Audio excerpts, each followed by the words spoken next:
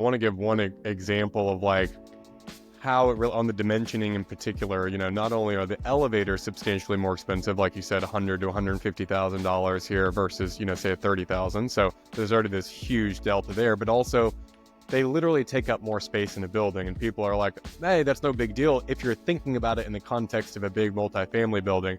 Now, here's where I really have a problem with this is I don't have a problem with multifamily buildings or big buildings, but I and many people would like to build more human scaled, kind of like gentle density buildings where they're 2 and 3 story, buildings. Maybe it's a 3-story, 4,000 square foot building, so each floor plate is about 1,300 square feet.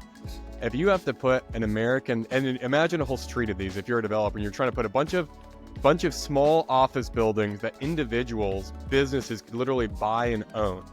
Well, you actually have to put, because it's commercial and you've got office upstairs, you actually have to put an elevator in each one of those. So imagine each one of these buildings costs about $1 million to build, and you're having to put a $120,000 elevator in each one while eating up a bunch of square footage.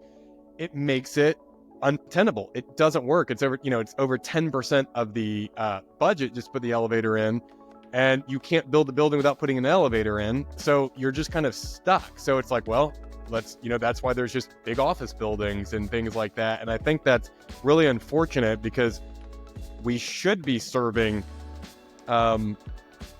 disabilities and stuff. And I think you mentioned something for yourself, but I mean, I am too. I can't really walk very well. I can get upstairs actually fairly well. Although if I had to walk up 5 flights every day, I just wouldn't be able to do that because I've got a bad foot from an injury. So it's not like I'm not sympathetic to it. It's more that I think there's other ways to thread the needle, as you kind of hinted about how it happens in Europe.